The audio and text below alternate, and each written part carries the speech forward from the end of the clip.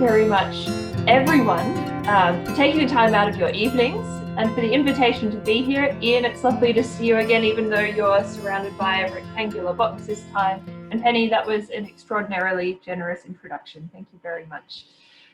So my plan is to talk for about 15 minutes. I have a bad habit that I need to get under control, which is going a little bit over time. So I'm most open to being given the time signal at any point, but I will do my best to keep it brief so we've got a bit of time to talk about these topics. So I'll start sharing my screen now. The slides are perhaps more so as a tool for me to help keep on track than it is for anything for you folks to be necessarily looking at. I should have put my email address on the front here, but I forgot. I think it's at the end.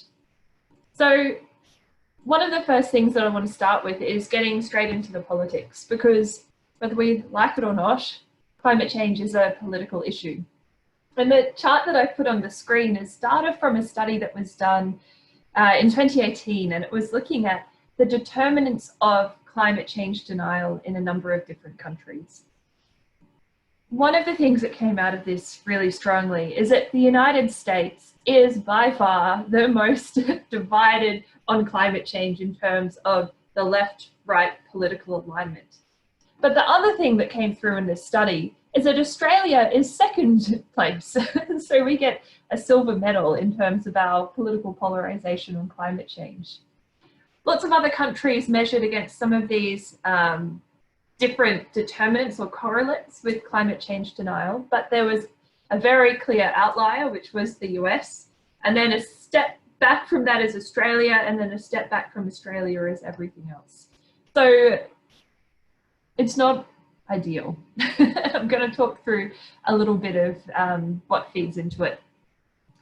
So even though we have this division, the fact that we're polarized politically on climate change, it still kind of disguises a little bit of what's going on in Australia. So what I'm showing you here is public opinion data from the Lowy Institute, and they measure the proportion of respondents that agree with these three statements. So there's a little bit more to the statements, but effectively one is most in line with what the science tells us, which is that climate change is a serious and urgent issue and we need to act now, even if it comes at a bit of a cost.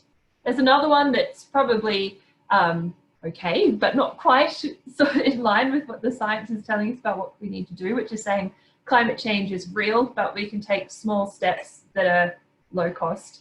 And then there's a third opinion archetype, which is saying that we're not sure about what's going on with climate change and we shouldn't take action until we're sure.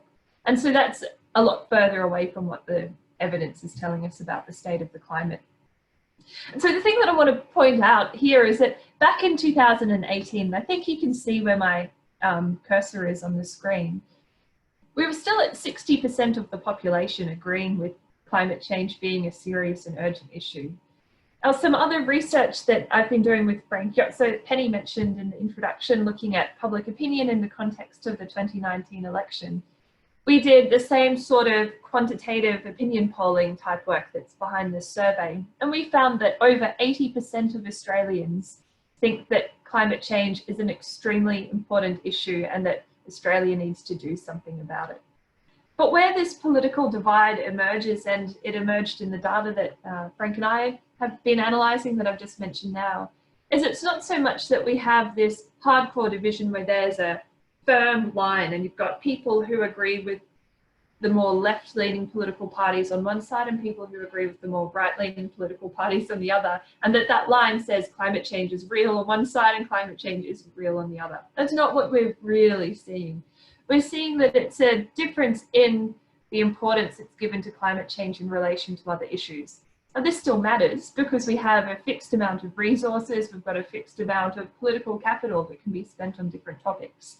But although I started off by saying we're second only to the US in terms of how divided we are on climate change along left-right political lines, when you get down into it, that division is about, so there is the tendency with denialism aligning with certain political perspectives and not others, more than others, but overall, the Australian public as a whole thinks climate change is something that we need to do something about. So that's important to note. Now, in terms of the political divide, what I'm showing you now is some data that comes from the Australia Institute. And this is looking at the proportion of voters for the different main or dominant political parties in Australia, the proportion of those parties' voters who think climate change is not happening. And so you can see that there's the sort of pattern that one might expect given this left-right political divide that we have on climate change. But I want to draw your attention to the comparison between the 2018 data and the 2017 data. And so what you can see is that in just a year, these numbers have changed pretty profoundly. And look at what's going on with the National Party voters here. That's almost a halving in the rates of folks that think climate change isn't occurring. And we've also seen some data. I don't think I put it into the presentation because I was trying to keep to time, but that early polling that's looked at the impact of this horrendous summer that we had, which is such a far memory for a lot of people who weren't directly affected by it because of COVID and the other things that have happened. But that 2/3 of Australians feel that the severity of our 2019-2020 summer was due to climate change. That's what the evidence tells us from the folks that are using the best scientific tools that we've got going through the most rigorous peer review. So what we've just looked at is a difference from 2017 to 2018. I think it's feasible that that pattern could be continuing and becoming even more profound. Now, one of the things that I'm going to focus on is this idea of climate change being a social political object. This excerpt on the screen that you might have had time to read through, and you might be able to see that I've highlighted a sentence in the middle. This comes from Ian Walker. He's actually now the director of the Research School of Psychology at the ANU, and he's done a lot of research with colleagues on attitudes toward climate change in Australia.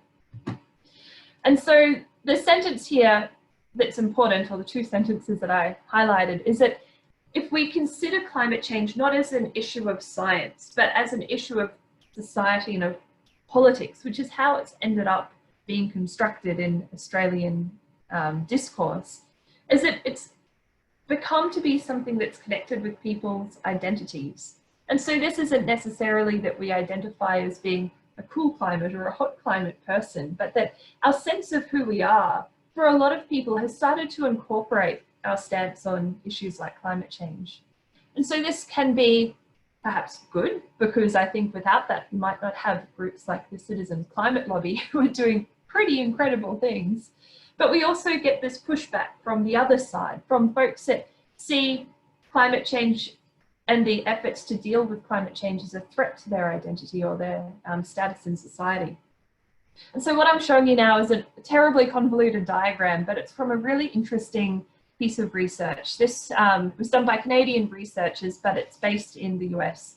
And what they looked at is whether there's a direct connection between this tendency for right-leaning political interests to align with opposition to climate policy and to have higher rates of climate denial than we tend to see with folks that have a more left-leaning political interest. And so what you can see, these three boxes over on this side of the screen, these are different constructs that can be used to measure this idea of being a more right-leaning person. The word authoritarianism in there is a little bit unfortunate. What that means is more so that there's a respect for authority as opposed to authoritarianism in the way we think about our less favourable political leaders around the world. So this is saying that we respect authority, we uphold tradition, and we like to do the sorts of things that our ancestors or the people that we see ourselves as being like have done for multiple generations.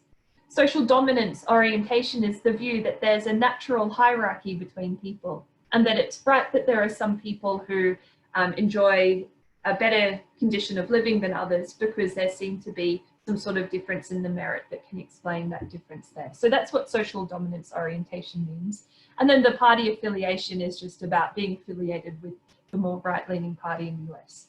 So I have to talk that through because I think those terms are slightly unhelpful in some ways. But what this analysis does is it looks at whether these ideas of what a right-leaning political persuasion is are connected to these elements of what we see in terms of environment and climate policy. This line along the bottom shows that there's a direct relationship between one of these elements on this side and one of these elements on this side. The thing that's of interest is that there aren't more lines cutting across the screen. So what that tells us is that these items in the middle here are mediating the relationship between these right political things, whatever we want to think of them as, and then these opposition to climate and environmental policy things over on the other side. And so these researchers were particularly interested in this idea of environmentalist threat. And what they did was they explored environmentalist threat as being this idea that a group of people, however they get perceived by different people as being environmentalists, the sorts of folks that think we need to reduce our consumption, we need to do something about climate change, we need to stop cutting down the forests, and we need to put fewer fertilizers on our crops, whatever it happens to be. That environmentalists are perceived as being a threat to a way of life, and that way of life that's valued by people who tend to have a right-leaning political interest. And so the fact that environmentalists have been the messengers that have brought environmental policy and have brought climate change onto the agenda has meant that it's the dislike or the fear or the opposition to this group of environmentalists that is actually what's creating this connection between the right-leaning political folks and opposition to climate and environmental policy. And that's really significant because this makes us think maybe there's not something inherent in the way that people understand the world or in what they value about the world that's behind this pattern that we saw. I wonder if I can go back to the beginning, that sees this left-right political divide on climate change. But instead it's to do with it being wrapped up in the complex legacy of conflict and contestation between different political interests and different social interests along the way. And so the research that I do uses this idea of social identity. And so the social identity approach is a kind of merging of theories that's been put into a form that's really applicable to understanding complex real-world issues. And so what the social identity approach talks to us about is what this picture on this side represents, is how people come to identify with different identities. And that's how they absorb that identity into their sense of self. And they come to have a kind of iterative relationship between the identity and their sense of self. But the other thing that it talks to us about is once we have these different groups that have distinct identities, what happens to the social relations between those groups? And so we tend to see within an in-group, which is a group with which we identify, that we are favorable toward other people in the group. We tend to look after them and trust them. Whereas an out-group, which is a group with which we don't identify, we're more suspicious and we're hostile. We stereotype people in the out-groups. And once we stereotype people, we can justify doing harm to them, whether that's harm directly or maybe it's harm by withholding rights or privileges from them. We also see interesting dynamics where once we have an in-group, out-group relationship, the nature of leadership of those groups shifts. So outside of an intergroup conflict situation, if you have a group and there's a leader, the leader tends to be kind of the average of people in the group. So they're not the most extreme on either end of the opinion spectrum, but they're kind of representative of the middle. But once you put two groups that are seen to be different, that are in conflict with each other, the nature of leadership shifts such that the leaders are no longer representative of a moderate position of their group, but they become representative of a position that's polarized with the other group. And so if we're engaging in these sorts of complex, conflicted issues like climate change is, and we're doing this in the way of having identity-based groups that disagree on climate change, which we have, and we tend to see that the nature of discourse follows from the leaders of those groups talking into the public sphere or debating with each other, we'll see a much more polarized discourse than we might see if we were talking to the members of the group or just talking to anyone in the group outside of a conflict situation. We also see that once there's this group-based dynamic, which I like to call groupishness because we invent words all the time, so why not make another one, is that we prioritize agreement with our in-group over being critical of our in-group. This commonly gets called groupthink, but it's impolite to say groupthink. And we all do it. It's a human condition. It's not something that inferior groups do. So we call it consensus seeking, because groupthink is something that none of us want to think we do, even though we all do it. But we also see very high levels of social influence within groups. And so if you share an identity with people, the norms, which could be the beliefs or the behaviors of people in that group, tend to be the sorts of things that you pick up. And so once we have these norms, these things that signal what group you belong to, we tend to see repeated performance of these norms. And so this can be saying the same sorts of lines over and over again that reinforce which group you belong to and which group you're not in. And I know that there's probably 1,000 slogans that you can all pull out of your brain that you've been hearing about climate change or climate change related issues in the political discourse over the last decade. And so sometimes saying these sorts of things or performing certain behaviors is much less about the issue itself and more about saying, I'm not with them, I'm with these people over here. So these identity dynamics are really important, and they've shaped profoundly the way that these issues like climate change, like other environmental concerns play out, particularly when they get into this really vicious, in some cases, groupish dynamic like we've got in Australia. And so this very interesting article from the ABC, which I think was last year at some point that some of you might have read, it's newsworthy because this is showing someone that's stepping across these identity divides. Like, why should it be newsworthy that there's someone doing something good while they're working in a job? We all do good things, hopefully, and we all work in jobs.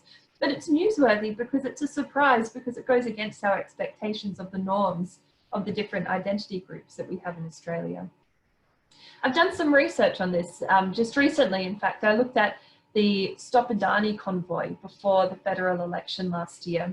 And this wasn't to pick on the folks that were involved by any means, but to look at how this ended up being represented in the mainstream media and what that meant for these group-related dynamics, these identity dynamics. And so the way the media used the Stop Adani Convoy was fairly predictable. They saw, here's an in-group, so let's talk about who the out-group is.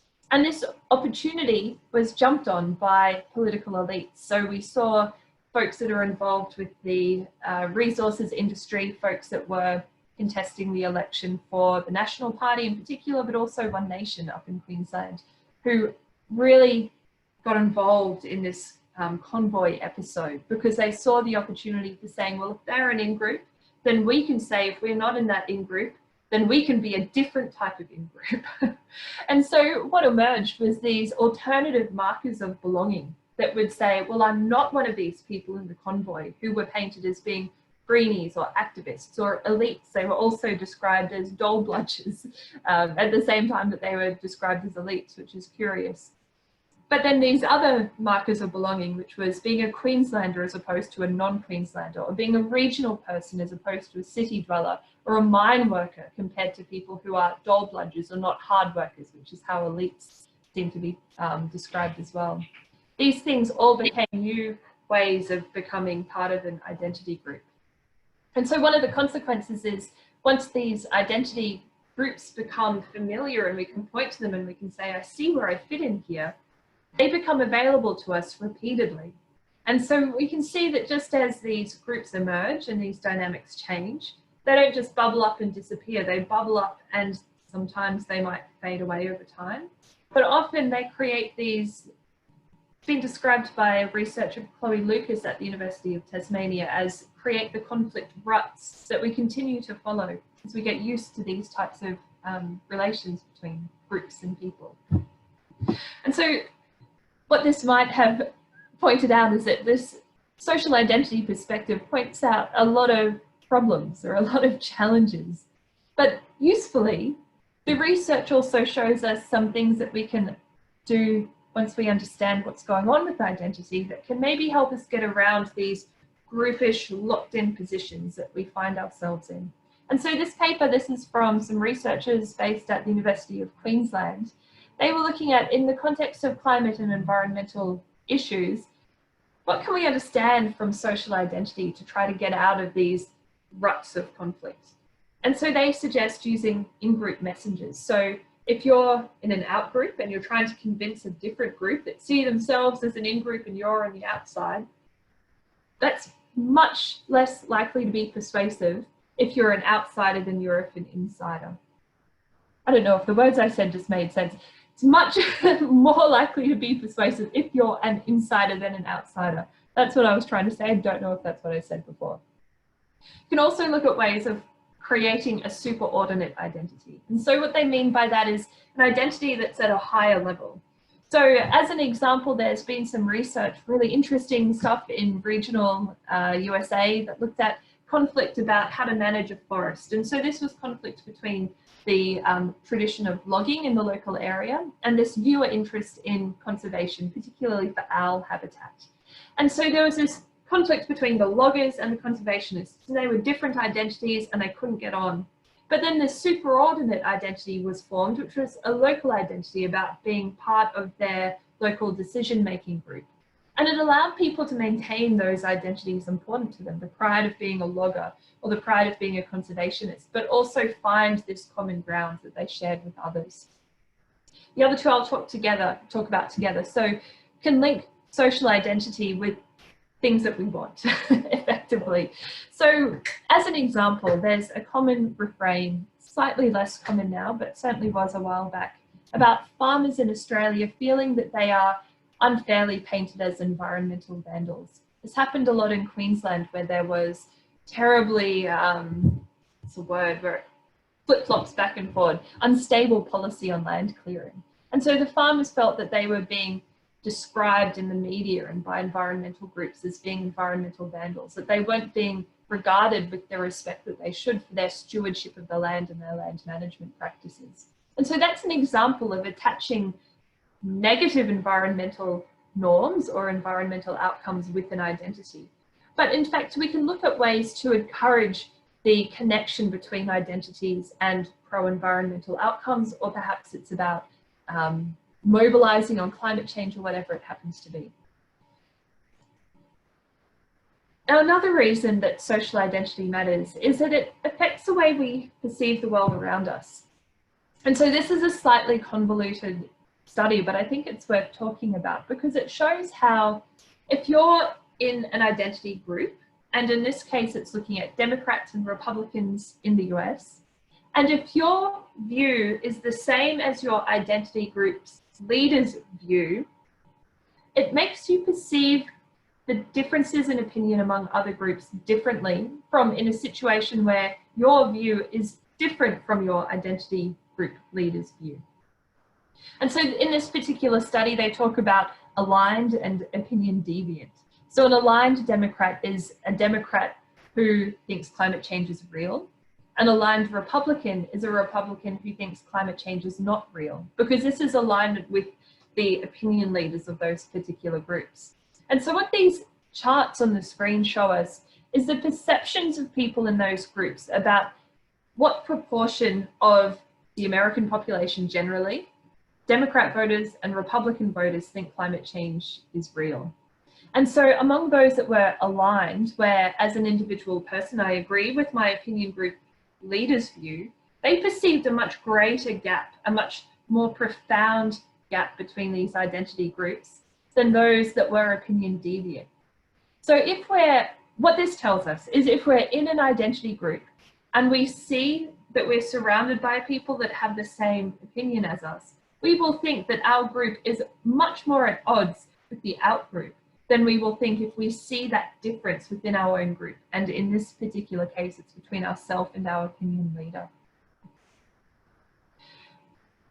Now, the leadership stuff is significant. And now here's a pretty interesting study that looked at Australia. And so one of the courses I teach is on statistical analysis, and I'm deeply offended by the design of this graph. So what we should be looking at is a set of numbers on this side and a set of numbers on this side, and they shouldn't be connected by a line, but it is. So what we're looking at on these numbers on this side, starting at 97 at the top and down to 49 at the bottom, is the proportion of people that vote for the Greens, the Labour Party, the Coalition or No Party that say, in response to this question that's on the screen, we would support an emissions trading scheme.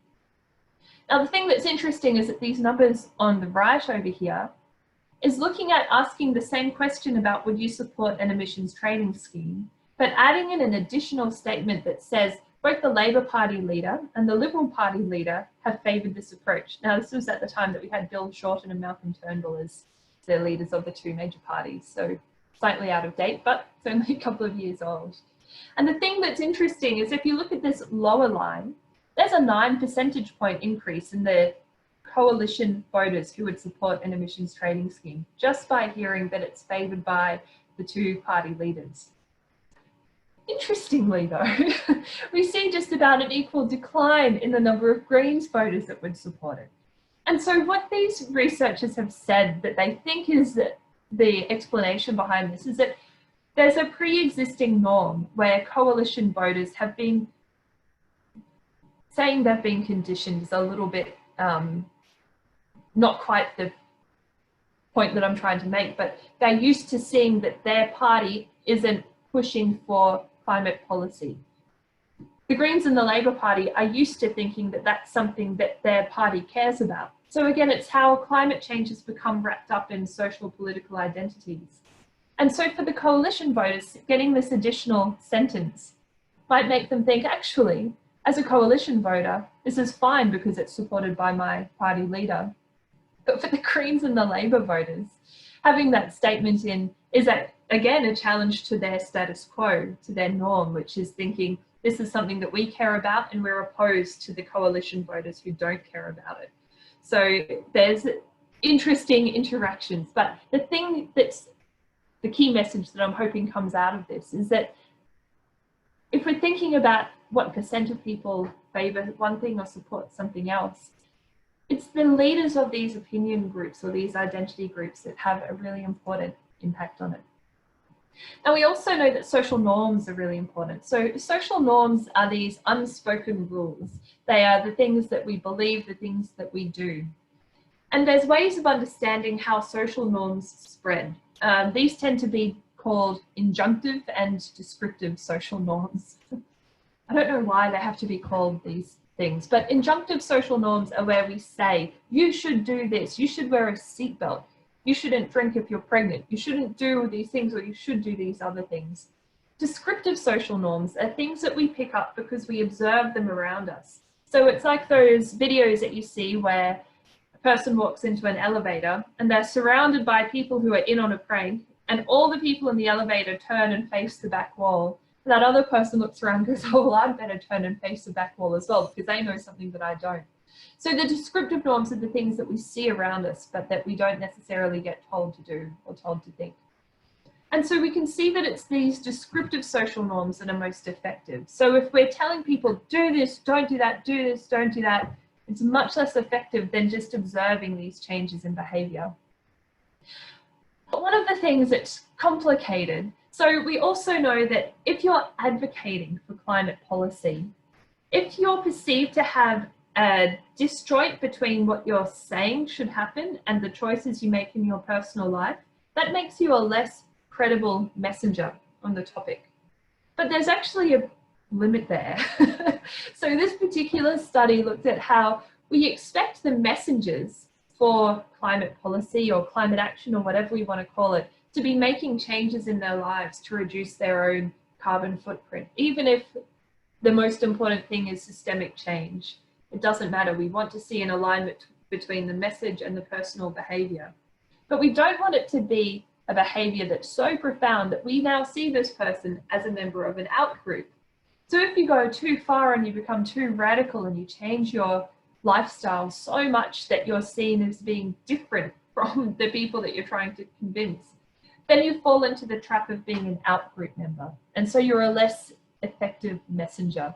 And so it's about being at the cutting edge or being doing the sorts of things that fit with the message that you're saying, but not going so far that you're seen as being strange. And one of the other things that we know is we tend to focus on the big issues. So what's going on in social movements, who's going to protests and demonstrations and the school strike, and who's voting for what party, and doing these big high impact actions. But actually, so I don't mean to say those things aren't important, they are, but often by focusing on these big actions, we intentionally or unintentionally downplay the importance of conversation. And conversations are really important when they happen within friendship and family circles where there's pre-existing trust, which thankfully a lot of people do have in their friendship and family circles. And so it's been described, this is Matt Goldberg, he's at Yale, so this is another US study, but it's been described as a pro-climate social feedback loop. And so a lot of us don't want to talk about climate change at dinner parties or at Christmas when we're seeing our families because it's a taboo topic or it's going to rile up someone that you don't want to rile up. But the problem with that is that having these conversations is important because talking about issues like climate change informs people, and as they get more information, they're more inclined to talk about it. And this is this pro-climate social feedback loop of conversation leading to being informed, leading to conversation. And so these conversations are really important. And one of the other avenues for influence is from children to their parents. This is again another US study. This is where we get a lot of the evidence from, but I think there's a fair amount of translatability to Australia in some cases. And what we're looking at is the attitude of parents toward climate change, how concerned they were about climate change, with 0 being neutral and negative being not concerned and a positive number being holding some amount of concern. And the bottom chart that you can see is when their children in school were taught about climate change and encouraged to go home and talk to their parents about it. The top chart is the same measurements, but with their control. So the children were taught about something other than climate change. Their parents' attitudes were measured before and after. Now look at this here. This is a difference among conservative parents. So in the US, this fits with this model of more right-leaning people that go from -2 on a 10-point, well, an 11-point scale that goes from -5 to +5, up to what looks like about 2.5. And that's because their children have gone to school, their children have become informed through the classroom, through education, and they've gone home and talked to their parents about it. Pretty amazing. My parents don't listen to me in that way, but maybe one day they will. One of the things that makes these questions difficult, though, is that conversations are not easy. We do it all the time, even if it's through Zoom and we're muting and unmuting and doing these strange things. We're constantly in conversation, but on these contentious topics and topics that mean a lot to people, conversation very quickly turns into debate, which turns into conflict, which turns into no more conversation. And so these folks based in the UK, they're called Climate Outreach, and they're a charity, but they're kind of a non-governmental / research organization. I think they do wonderful work. They put together this guide on how to have constructive conversations about climate change. So they break it down conveniently into real talk. And so basically what they're saying is that you need to be respectful and you need to find common ground. This relates to this in-group, out-group divide that we've talked about. So you don't want to be seen as an outsider, as someone who's trying to influence someone else. You want to find what you have in common and start from that basis. The conversation should be enjoyable. So enjoyable doesn't mean that you don't explore complicated or difficult questions like what the state of the world is going to be like in 2050. But it's about the tone of the conversation and making it something that is enriching for the people involved.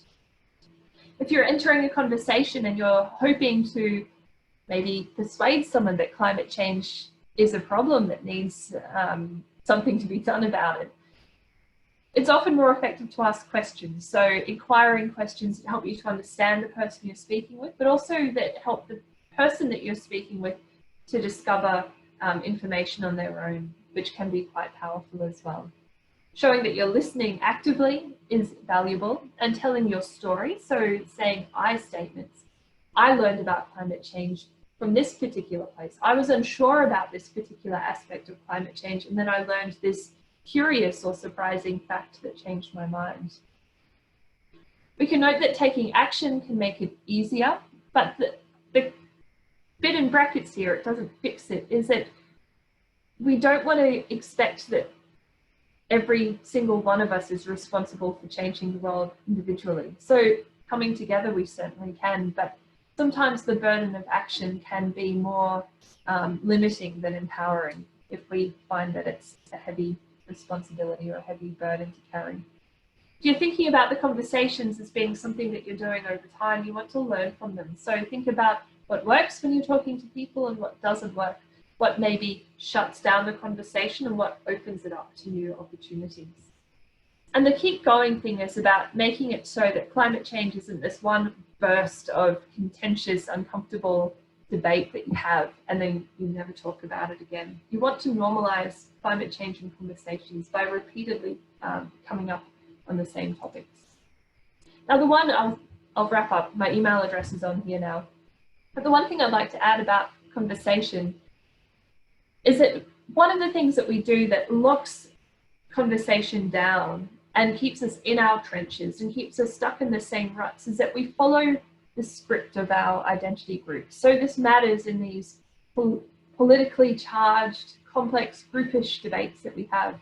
If we say those same sorts of statements that we hear all the time, 3-word slogans or whatever they happen to be, it's kind of like dancing with a partner where you take a few steps and that person's seen you take those steps before, so they know exactly what steps to take in response to what you're doing.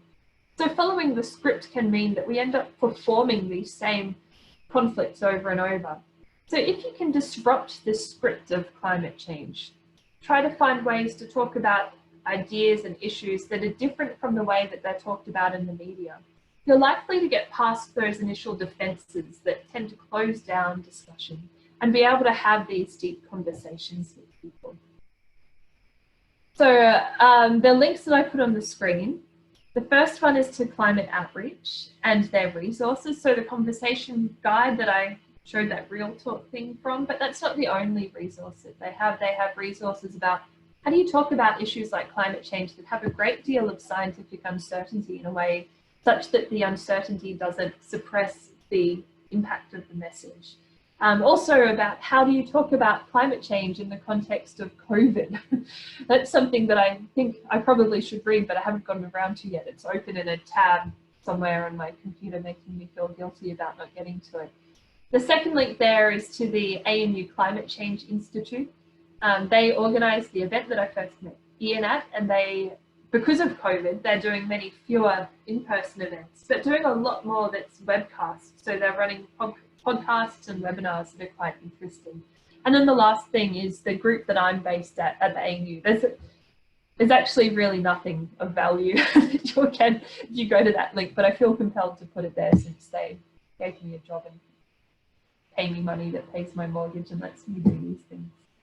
So I will stop my screen share, I think, and then I hope we can have a conversation. And no doubt I've talked for a little bit too long.